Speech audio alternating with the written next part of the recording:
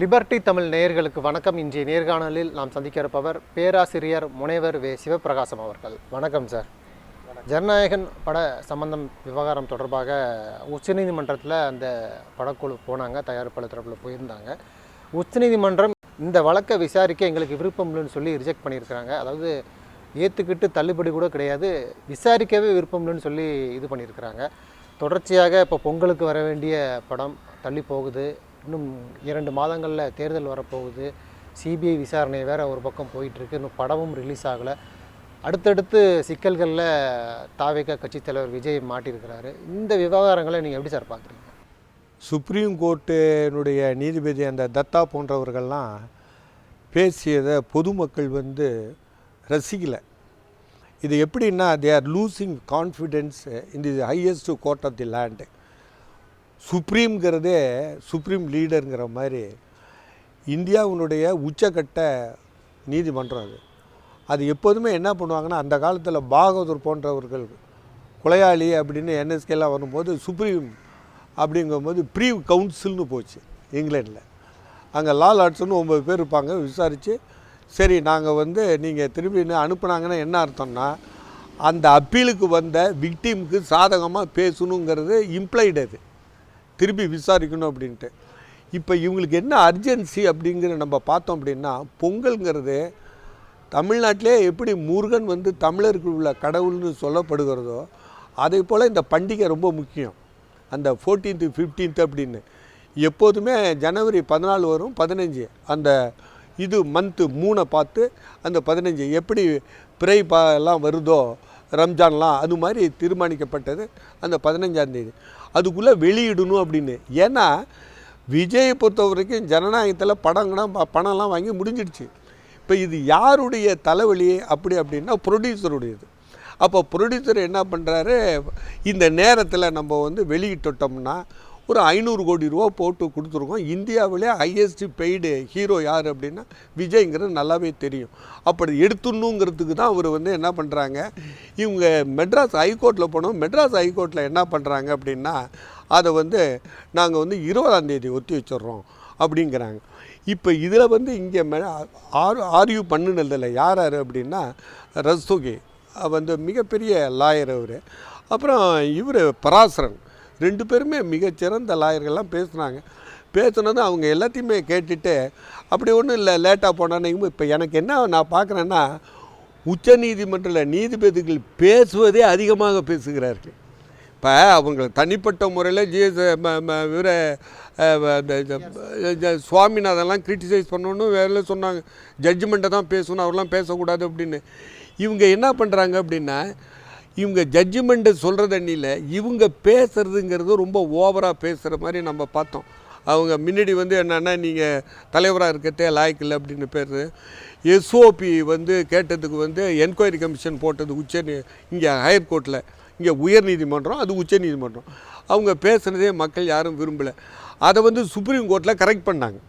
இப்போ என்ன ஆயிடுச்சுன்னா, இங்கே பிடி ஆஷா அம்மா கொடுத்தது கரெக்டான ஜட்ஜ்மெண்ட்டு. ஏன்னு கேட்டிங்கன்னா, தமிழ்நாட்டில் வெளியிடுற படம் அது தமிழில் உள்ள படம். எப்படி ஏன் அப்படின்னா, இங்கே ரசிகர்கள் ரொம்ப அதிகம், க்ரௌடு புல்லர் இன்றைக்கி இந்தியாவிலேயே அவர் ஒன்று தான். இந்த டெல்லியில் 12ஆம் தேதி சிபிஐ என்கொயரி போனப்போ காட்டுறான், அவ்வளோ கூட்டம். நானே எதிர்பார்க்கல. இப்போ ரொம்ப பேருக்கு விஜய்க்கே தெரியுமா என்னன்னு தெரியல. அந்த மலேசியாவில் ரெக்கார்ட் பிரேக்கு 2 நாளில் என்னென்னா ஜிடிபியை இன்க்ரீஸ் ஆச்சுங்கிறான் 3.5%. இப்படி இருக்கும்போது ஒரு இண்டிவிஜுவலாக பார்த்து இந்த கல்ச்சரல் அட்டாக்கு நடந்துடுச்சுன்னு தான் நான் பார்க்குறேன். இப்போ பிஜேபி என்னென்னா கீழே உளுந்தது இல்லாமல் குழி பறிச்சுக்கிட்டது மாதிரி ஆயிடுச்சு. இப்போ எல் முருகன் வீட்டில் போய் விழா நடக்குது. உடனே இவங்க போனாங்க பராசக்தின்னு. அவர் துறையில் உள்ளவர், ஒரு துணை அமைச்சர் இணை அமைச்சர்னு வச்சுங்க, ரைட்டு. இப்போ அது என்ன ஆயிடுச்சு, பராசக்திக்கு அவர் சைட் பண்ணிட்டார். அப்போ பிஜேபிக்கு அது துணையாக போயிடுச்சு அவங்களுக்கு, ஆனால் ஜனநாயகத்துக்கு இல்லை. அப்படிங்கும்போது இந்த இவங்க இருக்கிறாங்களே பிடி ஆஷாமா, அவங்க கொடுத்த ஜட்ஜ்மெண்ட்டே முடிஞ்சிடுச்சு. ஏன் முடிஞ்சிடுச்சு அப்படின்னா, அவங்க என்ன பாயிண்ட் அவுட் பண்ணாங்கன்னா, அந்த சென்சார் போர்டில் 5 பேரும் ஒத்து முடிச்சுட்டு சில கரெக்ஷன் 17 மேலே சொல்லி இதெல்லாம் கட் பண்ணுங்கள், இதெல்லாம் மியூட் பண்ணுங்கன்னு சொன்ன பிறகு அவங்க முடித்த பிறகு அவங்களுக்கு சர்டிஃபிகேட் கொடுக்க வேண்டியது தான். இப்போ சாப்டர் க்ளோஸ்டுங்க. இன்னும் அந்த காட்சிகளை இப்போ உச்சநீதிமன்றம் சொன்னது கூட சென்சார் போர்டு நீக்க சொன்ன காட்சிகளை நீக்க சொல்லி கூட நீங்கள் மனு போடலை, ஆனால் விரைவாக நீங்கள் தீர்ப்பு போடுங்கன்னு சொல்கிறது இதுதான் என்ன ஆயிடுதுன்னு இல்லை, இதுதான் பர்பஸ்லி மோட்டிவேட்டுன்னு. இப்போ அதை தான் என்ன ஆயிடுச்சு, பல ஊடகங்களில் உள்ளவங்க என்ன சொல்கிறாங்கன்னா, இந்த ப்ளேம் வந்து யாருக்கு போகுது அப்படின்னா பிஜேபிக்கு போகுது. அப்போ 5 பேரும் அவரும் ஒத்துக்கிட்டு அதில் ஒருத்தர் அப்பீல் பண்ணால் அந்த அப்பீலை கேன்சல் பண்ணிடணும். இப்போ சுப்ரீம் கோர்ட்டில் இந்த அப்பீலை கேன்சல் பண்ணாங்கல்ல, இவங்க கொண்டுக்கிட்டு போனது ஜனநாயகத்தில் கொண்டுக்கிட்டு போகிற அந்த ப்ரொடியூசர் வரும் வாரத்தில் விசாரணைக்கு வரப்போகுது, அதுக்குள்ளே ஏன் அவ்வளோ இல்லை. இது அவசரம் வந்து அவர் சுப்ரீம் தத்தாலாம் கேட்குறாரு. என்ன கேட்குறாருன்னா, அவங்க ரிவிஷனுக்கு போட்டதை ஏன் நீங்கள் ப்ரொடெக்ட் பண்ணலை அப்படின்னு ரஸ்தோகி எல்லாம் கேட்குறாரு, முகுல் ரஸ்தோகி எல்லாம் கேட்குறாரு, பராசரெல்லாம் கேட்குறாரு. அப்படின்னா இங்கே ஏன் ஹைகோர்ட்டில் கேட்கல, நீ இந்த 5 பேரும் சேர்ந்து இதை யாருமே ஏன் பேசலை? ஏன்னா இவங்க உச்ச நீதிமன்றத்தில் இருந்தேன்னு எது வேணும் பேசுகிறதா? அப்போ இவங்க பிடி ஆஷாமா தெளிவாக சொல்கிறாங்க, அவங்க ஜட்ஜ்மெண்ட்டு கொடுக்கறதுக்கு ரீசனை என்ன அப்படின்னா, இது வந்து முரண்பாடு இருக்குது. 5 பேரும் ஒத்துக்கிட்டு எழுத்து மூலமாக கொடுத்த பிறகு சர்டிஃபிகேட் வாங்குகிற நேரத்தில் பர்பஸ்லி டிலேடுங்கும் போது இது உள்நோக்கம் உள்ளது, இதில் வந்து பிஜேபி என்னுடைய கை இருக்குது, தலையீடு இருக்குது அப்படிங்கிறது. அதுக்கு தகுந்தபடி இப்போ என்ன ஆயிடுச்சு, இன்னொன்று எப்படின்னா, அப்போ டிஎம்கேங்க இவங்களுக்கும் ஒரு டேஸ் அண்டர்ஸ்டாண்டிங் இருக்கான்னு ஒரு இது வருது. அது வந்து எப்படின்னா, இவங்களுக்கு 9ஆம் தேதி வரணும் ஜனநாயகம், 10ஆம் தேதி பராசக்தி முடிஞ்சிருச்சு. அதில் வந்து எப்படின்னா ஆன்டி ஹிந்தி ஆன்டி சென்டர் பிஜேபிக்கு ஏற்புடையது அல்லாதது. அதே நேரத்தில் காங்கிரஸை பற்றியெல்லாம் இருக்குது அப்படிங்கிறதெல்லாம் ஒரு விமர்சனம் வருது. அது பிறகு நான் இன்னும் படம் பார்க்கல, பார்த்தா தெரியும். அப்படி இருக்கும்போது என்னென்னா, நான் ஆன்டி ஹிந்தி அஜிடேஷனில் கலந்துக்கிட்டவன். 1965 கும்போணம் காலேஜ் நான் பார்க்கும்போது நாங்கள் போனோம். டெய்லி போயிட்டே இருப்போம். அந்த போராட்டத்தை பற்றி எனக்கு நல்லாவே தெரியும். தலைவர்கள்லாம் அண்ணா போன்றவர்கள், கலைஞர் போன்றவர்கள், பின்னும் தலைவர்கள்லாம் பின்னாடி இருந்தாங்களே தவிர அது மாணவர்களுடைய ஸ்பான்டேனியஸ் எழுச்சி அது. அதனால் பல மாற்றங்கள்லாம் வந்தது. மொழிப்போர் தியாகின்னு அதில் வந்து பெரிய இவங்கெல்லாம் வந்து தியாகம் பண்ணவங்களாம் தஞ்சை மாவட்டத்தை சேர்ந்தவங்க, கும்போணத்தை சேர்ந்தவங்க. அப்போ நாங்கள்லாம் போயிருக்கோம். 67 தேர்தல் அதனுடைய விழுப்பாடு வந்து நான்லாம் திராவிட முன்னேற்ற கழகத்துக்காக பல மீட்டிங்கெல்லாம் தேர்தலில் போய் பேசியிருக்கோம். இப்போ என்ன ஆயிடுச்சுன்னா, இந்த பிடி ஆஷா கொடுத்த தீர்ப்பு வந்து அதை அப்பீல் பண்ணார்ல ஒருத்தர், இண்டிவிஜுவல் 5 பேரில் ஒருத்தர். அப்போ அவர் யார்? இப்போ நீங்கள் பார்த்தீங்கன்னா இந்திரா காந்தியில் இல்லை, இதுக்கு பின்னாடி ஏதோ ஒரு சதி இருக்குது, பாஜகவுடைய இதுன்னு சொல்கிறீங்க. ராகுல் காந்தி குரல் கொடுத்துட்டாரு, ஜனநாயகனை முடக்கிறாங்க, தமிழர்களுடைய குரலை நெரிக்கிறாங்கன்னு சொல்லி குரல் கொடுத்துட்டாரு. ஆனால் ஒரு தயாரிப்பாளர் கஷ்டப்படுறாரு, 500 கோடி முதலீடு போட்டிருக்கிறாரு. ராகுல் காந்தியே குரல் கொடுத்துட்டாரு, இன்னும் சம்பந்தப்பட்ட ஜனநாயகன் வாயவே திறக்கலைங்கிற ஒரு கேள்வி இருக்குது இல்லையா? விஜய் வாயவே திறக்கலை இல்லை? இல்லை, அவர் திறக்கிறதுக்கு வந்து நான் பதில் சொல்கிறேன். அதுக்கு முன்னாடி என்னன்னா, இப்போ உள்ள சர்வேயில், லேட்டஸ்ட்டு சர்வேயில் எல்லாத்துலேயும் என்ன வருதுன்னா, நம்பர் 1 டிஎம்கே அலையன்ஸு, 2வது வந்து என்ன ஆகிடுதுன்னா டிவிகே வருது, 3வதுல தான் இபிஎஸ்சி பிஜேபி வருது. அப்போ நெசசிட்டி என்ன ஆகிடுச்சுன்னா, தும்ப விட்டுட்டு வாழை பிடிக்கக்கூடாதுன்னு சொல்லி இப்போ கிடச்சிட்டாரு. இப்போ பாக்கு வெட்டியில் மாட்டின பாக்கு மாதிரி. இப்போ இதில் இவரும் பாதிக்க போகிறதில்ல. இவரை பற்றி உள்ள கடைசி படம் அப்படிங்கும்போது இவங்க என்ன பண்ணிட்டாங்க அப்படின்னா, இந்த நெருக்கி அலையன்ஸ் கொண்டு வரணும்னு. இவங்க தோல்விங்கிறது முன்னாடி தெரிஞ்சு போச்சு. பிஜேபி வந்து யாரோட கூட்டணி சேர்ந்தாலும் துடைத்தெறியப்படும் தமிழகத்தில் அப்படிங்கிறது வெளியிடமலை. அப்போ அவங்க என்ன பண்ணுறாங்க, தேர்ட் ஃபோர்ஸை வச்சு கண்ட்ரோல் பண்ணுறதுக்கு அப்படிங்கிறது. அதுதான் என்ன ஆகிடுது. இப்போ நீங்கள் பார்த்தீங்க அப்படின்னா, அயோத்தி விஷயத்தில் கூட சுப்ரீம் கோர்ட்டில் என்ன சொன்னாங்க, ஃபெய்த்துன்னு தான் கொடுத்தாங்க, எவிடன்ஸ் கிடையாது. ஏன்னு சொன்னால் அலெக்சாண்டர் கன்னிங்ஹாமெல்லாம் தெளிவாக சொல்லிட்டார், இது வந்து புத்த பிக்கு விகார் இருந்த இடம் அப்படின்லாம் சொல்லி அலகாபாத் ஹைகோர்ட்டில் கொடுத்து ஒரு க்ளோஸ்டு கவரில் கொடுத்தா பிரித்து கூட பார்க்கல. இது அதேமாதிரி அதே அலகாபாத்தில் இந்திரா காந்தி தேர்தல் செல்லாது அப்படின்னு ராஜநாராயண் வென்றுவிட்டார்னு சொல்லும்பொழுது அப்போ என்ன பண்ணாங்கன்னா, எந்தெந்த ஜட்ஜி அந்த ஹைகோர்ட்டில் இருக்கிறவங்க பேரை சொல்லி அவங்களுடைய அரசியல் சார்பு எல்லாம் வெளியிட்டு அந்த எமர்ஜென்சியில் பண்ணாங்க 1975. அது மாதிரி இப்போ வந்து என்னென்னா, இது யார் அப்பீல் பண்ணால் அப்படிங்கிறலாம் தெரியாமல் இருக்குது. இப்போ வந்து என்ன ஆகிடுச்சு, சிபிஐ மூலமாகவும் வச்சுக்கிட்டு இங்கே வந்து சென்னையிலையும் கரூர்லையும் இருக்கும்போது அங்கே ஏன் கூப்பிட்டு விசாரித்தாங்க அப்படின்னு ஒரு குற்றச்சாட்டு இருக்குது. அதுபடி இல்லை. உடனே என்ன சொல்கிறாங்க, நீங்கள் வந்து சுப்ரீம் கோர்ட்டில் கேட்டாங்க. சுப்ரீம் கோர்ட்டில் இவங்க சிபிஐ கேட்கல, அதில் விக்டிமில் ஒருத்தர் கேட்டதுக்கு அவங்க சிபிஐ கொடுத்த உடனே நீதி வெல்லும் தானே விஜய் சொன்னார். ஆமாம். அது வந்து எப்படின்னா, சுப்ரீம் கோர்ட்டு நீதிபதியில் ஒருத்தவங்க இருந்து சூப்பர்வைஸ் பண்ணணும்னு சொன்னாங்க. ஆனால் ப்ரேயர் வந்து இவங்களுக்கு கிடையாது. ப்ரேயர் வந்து ஒன் ஆஃப் த விக்டிம்ஸு. அதில் என்ன தெரியுமா, கருத்தில் மாறுபடுறாங்களா? நீதி வெல்லும்னு அன்றைக்கி சொன்னாங்க, இன்றைக்கி அது மாறுபடுறாங்களா? வந்து இதில் வந்து நீங்கள் அந்தந்த சூழ்நிலைக்கு தகுந்தபடி பேசுகிறது இன்னும் சரியாக. இன்றைய சூழலில் நீதி வெல்லுமா? எதுங்க கரூர் விவகாரத்தில் நீதி வெல்லுமா? இது நீதினா என்னன்னே தெரியல எனக்கு. இப்போ எது நீதி இல்லைன்னு ஏன்னு கேட்டிங்க அப்படின்னு சொன்னால், இப்போ என்கொயரி போட்டிருக்கிறாங்க, என்கொயரியுடைய ரிப்போர்ட் வரலையே. 19ஆம் தேதி விசாரணைக்கு வராருல. இல்லை, அதனால் நம்ம வந்து இது தொடர்கதை மாதிரி இது பொலிட்டிக்கலி இன்வால்வ்ட் ஆகிடுச்சு. இப்போது முதல்ல வந்து கேஸ் நடந்த ஹேமா மாலினியெல்லாம் வந்தாங்க, பல இதெல்லாம் வந்தாங்க, எல்லாம் சொன்னாங்க. இப்போ வந்து எந்த டைரக்ஷனில் போய்ட்டு எப்படி போயிட்டுருக்கு, இது பொலிட்டிக்கலாக போயிட்டுருக்கு. இப்போ பொலிட்டிக்கலாக போயிட்டுருக்கு. அப்புறம் இந்த சினிமா எடுத்துனா கார்பரேட்டாகவும் போயிட்டுருக்கு. அப்போ கார்பரேட்டைசேஷன், கேபிட்டலைசேஷன், சென்ட்ரலைசேஷன், கம்யூனலைசேஷன், பிஜேபி சொல்கிற கொள்கை இப்போ பார்க்கலாம், எல்லாமே ஒர்க் பண்ணுது. அப்போ இங்கே வந்து என்னென்னா, நீங்கள் கேட்டது ஒன்று, என்ன இவ்வளோ மௌனமாக இருக்காரு, ஏன் ரியாக்ட் பண்ணலை? நான் 2 விஷயம் பார்க்குறேன். கரூர் சம்பவத்தில் வந்து அண்ணாமலை தான் இவருக்கு ஆதரவாக குரல் கொடுத்தாரு. 2வது வந்து ஏடிஎம்கே கொடுத்தாரு. அப்போ அவர் என்ன நினைக்கிறாரு, நம்ம கிரைசிஸில் மற்றவங்களாம் கொலைகாரன், இவனை ஆக்ஷன் எடுக்கணும், அப்படி ஆக்கணும், ஜெயிலில் பண்ணணும், அரெஸ்ட் பண்ணணும். இப்போ கூட 19ஆம் தேதி இவர் அரெஸ்ட் பண்ணுவார்னு போடுறாங்க. இவர் விட்னஸ் தான். லீகலாக நீங்கள் பார்த்தீங்கன்னா விட்னஸ் வந்தவனை போய் அரெஸ்ட் பண்ணுறதுக்கெல்லாம் ஒன்றும் இல்லை, அக்யூஸ்டு கிடையாது இவர். இந்த சினிமா ஆந்திராவில் சார்ஜ் ஷீட்டில் திரும்ப இல்லை அது வந்து எது வேணாலும் போட்டோம், அதெல்லாம் செய்யட்டோம், அதெல்லாம் அவங்களுக்கு தெரியும். ஏன்னா அவங்கள்ட்ட இவர் ஈக்குவலாக லீடரே கிடையாது. இவர் லீடர்னு நான் சொல்லலை, ஆனால் அந்த கட்சியினுடைய லீடராக இருக்கார்ல. இப்போ பிஜேபிலாம் ஒன்றும் கிடையாது, ஈவன் காங்கிரஸில் கூட கிடையாது. இப்போ வந்து எப்படின்னா எல்லாம் செகண்ட் ரேட்டாக இருந்துக்கிட்டு பாலிட்டிக்ஸில் எப்படியோ மக்கள் லீடர் தானே வாயை திறந்து பேச. அதுதான் என்னென்னா, இந்த 2 நாள் என்னென்னா, இனிமேல் பேச ஆகணும். அஞ்சுவது அஞ்சல் அறிவுடைமை, அஞ்சுவது அஞ்சாமை பேதமை. இப்போ சுச்சுவேஷன் எக்ஸ்ப்ளோசிவ் வந்துடுச்சு. அந்த ப்ரெக்னன்சி டேட்டு முடிஞ்சது, குழந்தை வெளியில் வரணும். அதனால் கர்ப்பகாலம் முடிஞ்சு போச்சு, இன்குபேஷன் முடிஞ்சிடுச்சு, முட்டையிலேருந்து குஞ்சு வெளியில் வரணும். அப்போ வந்து என்னென்னா, இவங்க பிஜேபியும் வந்து என்ன பண்ணுறான் அப்படின்னா, 2 ரைடிங் ஆன் 2 ஹார்ஸஸ். டிஎம்கேயும் வந்து பாய்ச்சிக்காமல் ஒரு மாதிரி போகிறது. இங்கே ஏன்னு கேட்டிங்கன்னா, 29 நடக்கிற தேர்தலில் இவங்களுக்கு மெஜாரிட்டி இல்லைன்னா டிஎம்கேட்ட மினிமம் ஒரு 22லேருந்து 30 இருக்குது எம்பிஸு. அப்போ ஆதரவு வேணும்னு. ஏன்னா 1999 வாஜ்பாய்க்கு இருந்தாங்க, 1999லேருந்து 2003 வரலும் கலைஞர் பண்ணார். அப்போ இங்கே என்ன ஆகிடுதுன்னா, இவர் அதை தான் இப்போ கடைசியில் நெருக்கடியில் நான் பொதுவாக எப்போதும் சொல்கிறது, சிஎம் போட்டுங்க, சிஎம்பி போட்டுங்க, காமன் மினிமம் ப்ரோக்ராம் போட்டுக்கிட்டா. கலைஞராக தான் சொன்னார், சில இதெல்லாம் வந்து காமன் வந்து இஸ்லாமுக்கு எகென்ஸ்டாவோ மைனாரிட்டிக்கு எகென்ஸ்டாவோ எதுவும் பண்ணக்கூடாதுன்னு சொல்லிட்டு அதை சாதித்தார், பல சாதனையை படைத்தார். அந்த பீரியடில் வாஜ்பாயோட தான் கூட்டணி, பிஜேபியோட கூட்டணி இல்லைன்னு. அதனால் இங்கே எதுவுமே நடக்கலாங்க. இப்போ வந்து என்னென்னா, டிஎம்கேயை ஒரு பக்கம் வச்சுக்கிட்டு இந்தாண்டை வச்சுக்கிட்டு இப்போ என்னன்னா, இவர் சேர்ந்தால் நிச்சயம் வெற்றி பெறலாம்ங்கிறது டேட்டா சொல்லுது.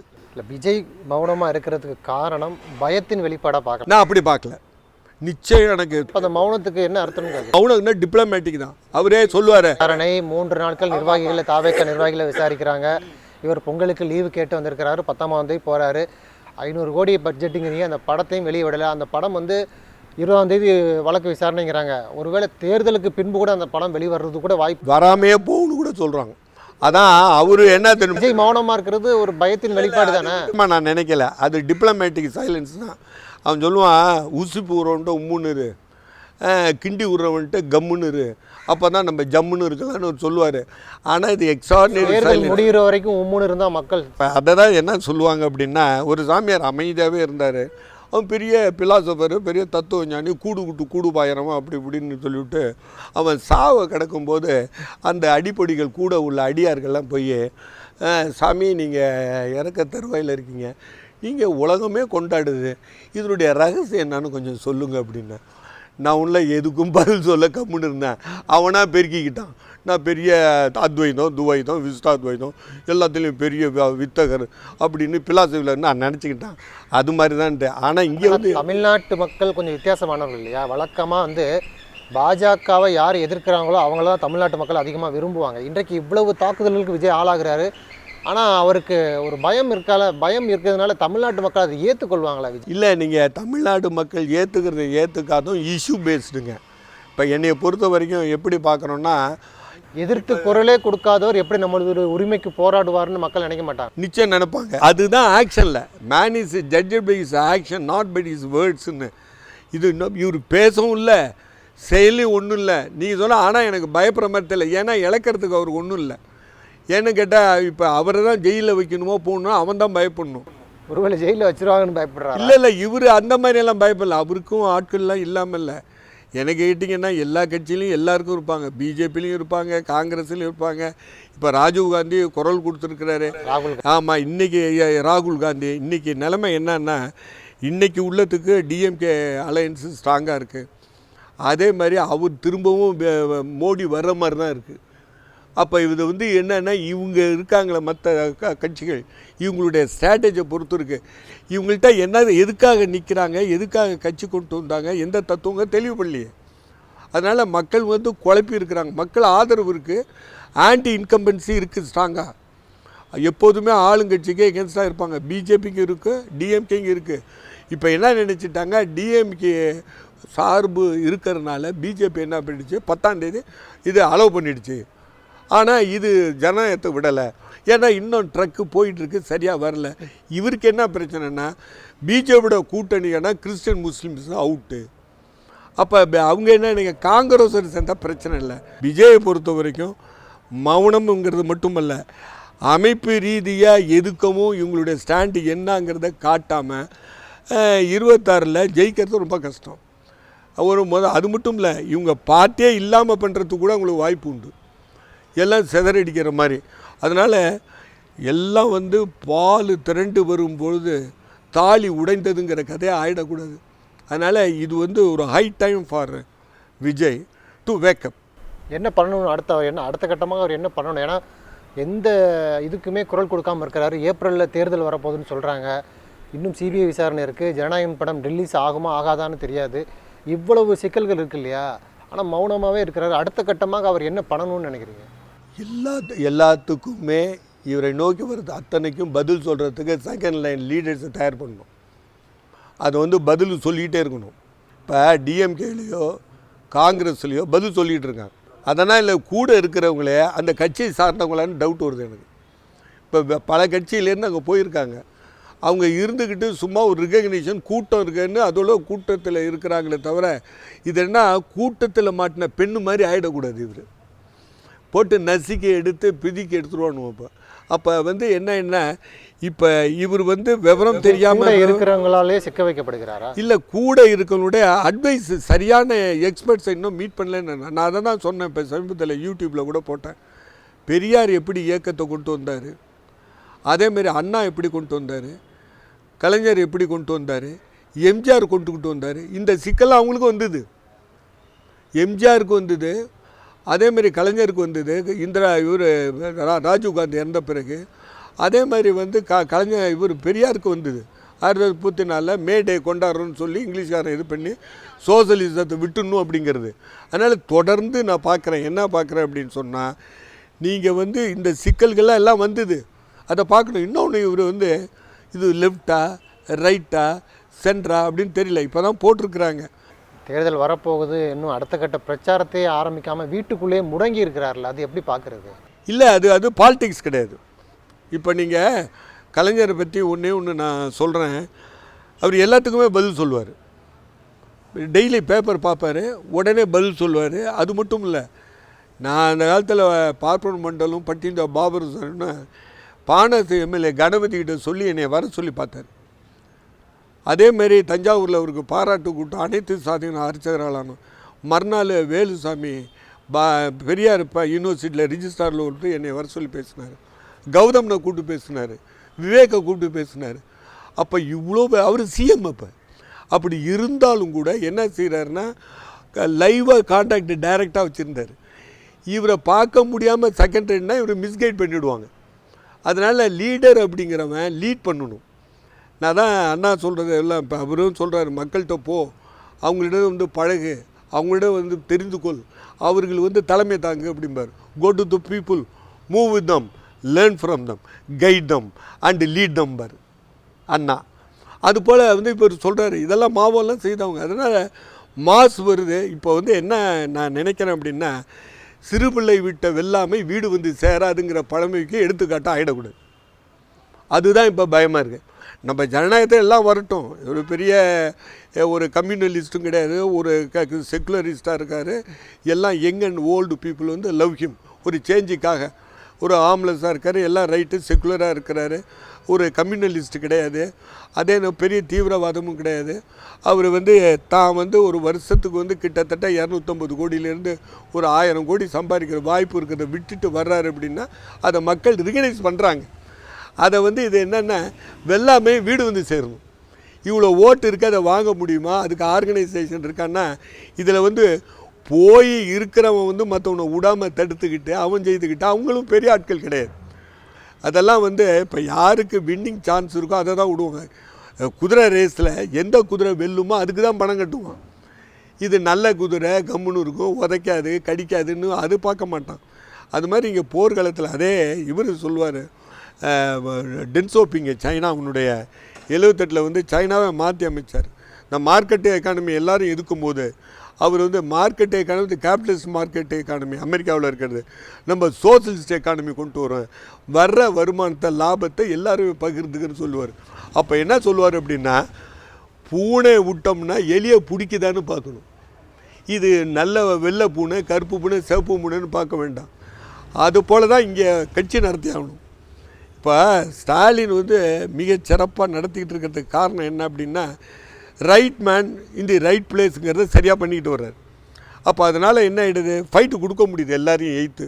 இப்போ பிஜேபி இவ்வளவு அகாசுகா வேலை பண்ணாலும் எய்த்து நின்று இப்படின்னா லீகல் டீம்லேருந்து ஃபீல்டு ஒர்க்லேருந்து எல்லாத்தையும் சமாளிக்கிறாரு அப்படின்னு சொன்னால் அது வந்து வெல் ஆர்கனைஸ்டு பார்ட்டி. அகில இந்திய ரீதியில் one of the well organised regional party அப்படின்ட்டு. அப்படி இருக்கும்போது அவங்கள பார்த்தே கற்றுக்கலாம். அண்ணா இந்த சிபிஐ பிரச்சனையிலேருந்து வெளியே வந்தால் போதும், ஜனநாயகன் இப்போதைக்கு கண்டுக்க வேணாம்னு விஜய் நினைக்கிறாரு. இல்லை, விஜய் அன்னைக்கு கூட சிபிஐ சொன்னபடி எதுவும் இதெல்லாம் வாங்காமல் உடனே போயிட்டாரு, வாய்தெல்லாம் வாங்காமல் போயிட்டாரு. அவங்களுக்கு ஃபுல்லி சாட்டிஸ்ஃபைடு. அதெல்லாம் பயப்படுற ஆள் இல்லை எனக்கு தெரிஞ்சு. இல்லை, அது வரைக்கும் ஜனநாயகம் கொடுத்து நம்ம இல்லை, சிபிஐ விசாரணை முடிகிற வரைக்கும் நம்ம ஜனநாயகம் கொடுத்து நம்ம பேச இருக்கிறப்பவே அவர் சூப்பர் ஸ்டாராக வந்துட்டார். அவரை விட பணம் வாங்குறவராக வந்துட்டார், அவரை விட தாண்டி வந்துட்டார். அதெல்லாம் வந்து அப்படின்னா தன்னோட உழைப்பில் தான் வந்தார். டிஆர்ஆர் கூட பேசும்போது சொல்லுவார், நீங்கள் என்ன அவரை போய் இளைய தலைவர் நீங்கள் கொடுத்தீங்களா, தன் உழைப்பில் வந்திருக்கிறாரு. ஆனால் இதில் ஏதோ ஒன்று செய்யணும்னு நினைக்கிறாரு. அதுக்கு வலிமை மெத்தடாலஜி என்னன்னு தான் தெரியல நமக்கு. அவருக்கும் புரியுதா புரியலன்னு புரியல. நீங்கள் சொல்கிற மாதிரி அவர் பயப்படுறாரா சிபிஐ, அதெல்லாம் சிபிஐ பற்றி நமக்கு தெரியும். சிபிஐஏ, சிஐஏ, என்ஐஏ இதெல்லாம் வந்து நமக்கு எல்லாமே தமிழ்நாட்டில் உள்ள, அதுவும் எல்லாமே தெரியும். அதுவும் டிஎம்கேக்கு நல்லாவே தெரியும், எமர்ஜென்சிலேருந்து எல்லாம் தெரிஞ்சிருக்கு. அதனால் இவருக்கு அது இங்கேருந்து போனவங்களாம் நிறையா பேர் இருக்காங்க. அவர் பல கட்சியிலேருந்து போனவங்க. அவர் ஒன்றும் பயப்படுறவர் இல்லை. அதெல்லாம் வைக்கிறது அதெல்லாம் பழைய ஓல்டு மெத்தடு. கேஜ்ரிவால் வைக்கிறது, சிதம்பரம் வைக்கிறதுனா அவங்க முதல்ல டெயின்டடு. இவர் ஒன்றுமே இல்லையே, இவர் வந்து ஒன்றுமே யாருமே இல்லாதப்போ டீ எப்படி ஆற்றுவாங்க. அதனால் இவரை பொறுத்த வரைக்கும் இவர் ரொம்ப ஃபேமஸ். இவர் வந்து தொடர்றதுக்கு பயப்படுவாங்க. இவரை அரட்டி மிரட்டி இன்டைரக்டாக கொண்டு வரணும்னு பார்க்குறாங்களே தவிர இவரை வந்து எதுவும் எடுத்துட்டான்னா பிஜேபிக்கு எங்கேயுமே டெபாசிட் வாங்க. தமிழ்நாட்டை பொறுத்தவரைக்கும் அது மட்டும் இல்லை, கேரளாவில் ஒரு இன்ஃப்ளூயன்ஸ் இருக்குது, ஆந்திராவில் இன்ஃப்ளூயன்ஸ் இருக்குது.